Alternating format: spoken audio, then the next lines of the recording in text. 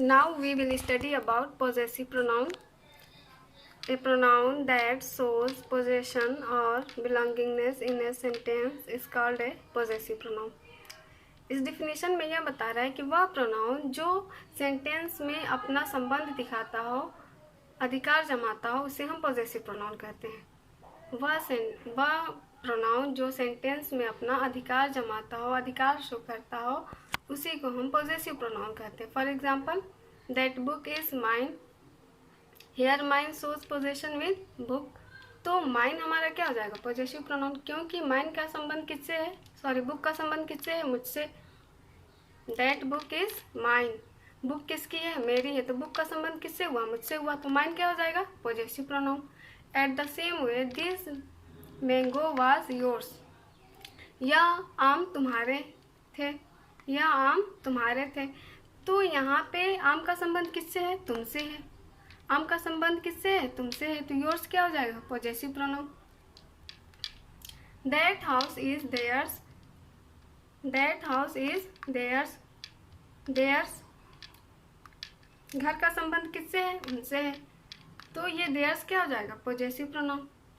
This pen is hers. Pen किसकी है? उसकी है। तो पेन का संबंध किससे है? उससे है। और हमने जो पर्सनल प्रोनाउन में पढ़ा है, सब्जेक्टिव केस, पॉजेसिव केस और ऑब्जेक्टिव केस, तो पॉजेसिव केस के जितने सारे वर्ड आते हैं वही पॉजेसिव प्रोनाउन में यूज़ किए जाते हैं। और मोस्टली ये वर्ड सेंटेंस के लास्ट में होते हैं। जैसे यहाँ माइन, योर्स, देयर्स, हर्स।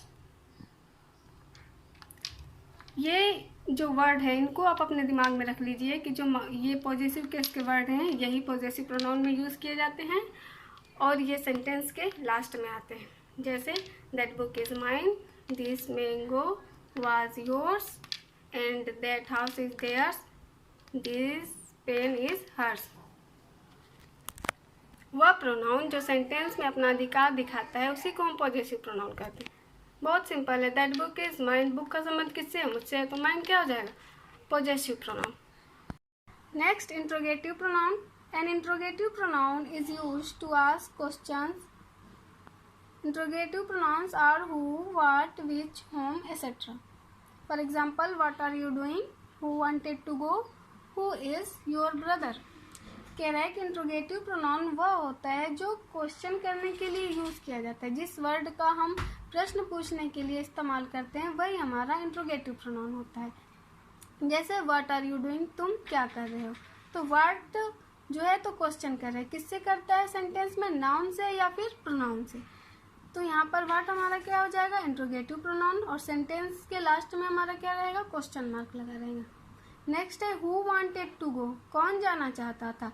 तो कौन जाना चाहता था मतलब वहाँ पर भी किसी का नाम है, किसी का। तो यहाँ पे हु क्या हो जाएगा? Interrogative pronoun. Who is your brother. तुम्हारा भाई कौन है। तो यहाँ पे हु हमारा इंट्रोगेटिव प्रोनाउन हो जाएगा। Next, relative pronoun. Words like who, which, what, that are used to join two sentences together referring back to nouns used before. These words are relative pronoun. कह रहा है जब दो अलग अलग सेंटेंस को जोड़ दिया जाता है और जिस वर्ड से हम जोड़ते हैं वो वर्ड क्या हो जाता है? Relative pronoun. For example, bring me the book that is on the table. Here I use that to join two sentences. For example, here we can see bring me a book, one sentence, and second, the book is on the table. But by using that we make one sentence, bring me the book that is on the table. कह रहा है कि वह word जो दो अलग अलग sentence को जोड़ने का काम करता है हमारा रिलेटिव प्रोनाउन कहा जाता है। Dear students, it is also said that who, which, what, where, these words are used to ask questions.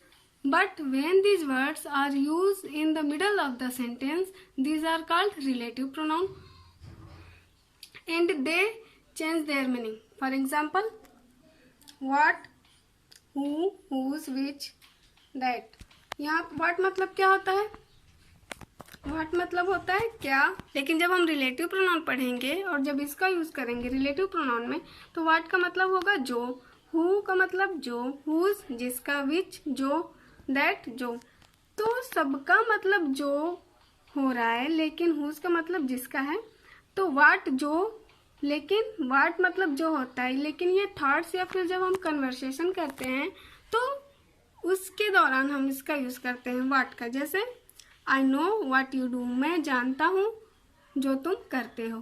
तो यहाँ पर किसका यूज करेंगे, व्हाट का। हु मतलब जो, ये लिविंग थिंग के लिए यूज किया जाता है। The boy who helped me yesterday was very sensible, कह रहा है कि वह लड़का जो कल मेरी मदद किया था बहुत समझदार था। यहाँ पर हु हमारा रिलेटिव प्रोनाउन हो जाएगा क्योंकि यह सेंटेंस के बीच में आ रहा है और यह दो अलग अलग सेंटेंस को जोड़ने का काम कर रहा है। और हु जो है तो लिविंग थिंग के लिए यूज किया जाता है। हुज जिसका, जिसकी, जिसको। दिस इज द बॉय, यह वही लड़का है। Whose parents died in an accident, यह वही लड़का है जिसके माता पिता एक एक्सीडेंट में मर गए। तो यहाँ पर किसका यूज किया गया है, हुज का। विच, विच का मतलब जो होता है लेकिन यह एनिमल्स या फिर वस्तुओं के लिए यूज किया जाता है। जैसे दिस इज द डॉग, यह वही कुत्ता है। विच आई सॉ यस्टरडे, जिसको मैंने कल देखा। हैज डाइड टुडे, आज मर गया है। नेक्स्ट दैट, दैट का मतलब होता है जो। That is also place in words of what or who. These grapes that father bought yesterday are sweet. कह रहा है कि these grapes that father bought yesterday are sweet. वे अंगूर सारे मीठे थे जो पापा कल लाए हैं। तो रिलेटिव प्रोनाउन वो होता है जो दो अलग अलग सेंटेंस को जोड़ने का काम करता है। जैसे ब्रिंग मी अ बुक एक सेंटेंस हुआ, the book is on the table, किताब कहाँ है, टेबल पर है। लेकिन ये दो अलग अलग सेंटेंस को हम एक सेंटेंस में बना देंगे by using that. Bring me the book that is on the table. Next example, a man snatched the purse एक सेंटेंस हुआ, द मैन वाज पनिश्ड, आदमी को सजा दिया गया। By using who we can make one sentence, the man who snatched the purse was punished.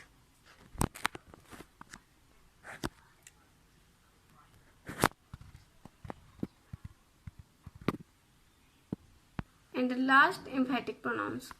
The pronouns that emphasize upon the action done by the subject are called emphatic pronoun. कह रहा है कि वह pronoun जो subject द्वारा किए गए कार्य पर अपना प्रभाव छोड़ता हो, अधिकार दिखाता हो, बल देता हो, उसे हम एम्फेटिक प्रोनाउन कहते हैं। जैसे they themselves build this house, वे लोग अपना घर बनाए, कैसे बनाए, स्वयं से बनाए।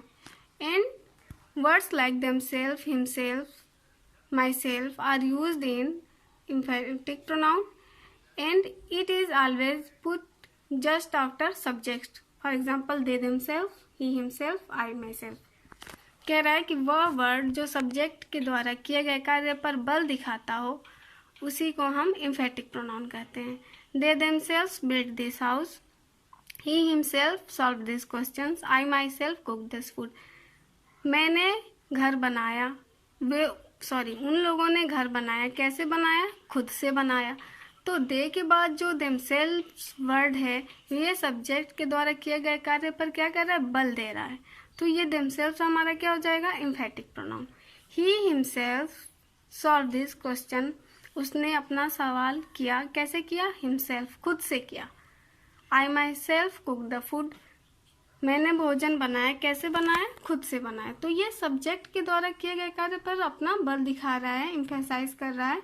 तो ये सारे वर्ड एम्फेटिक प्रोनाउन कहलाते हैं और यह हमेशा सब्जेक्ट के बाद आते हैं। पॉजेसिव केस के ये सारे वर्ड हैं, माई, योर्स, हिम, देम, इस सब में SELF लगाकर हम बना लेते हैं और ये एम्फेटिक प्रोनाउन में यूज किए जाते हैं। Thank you and have a good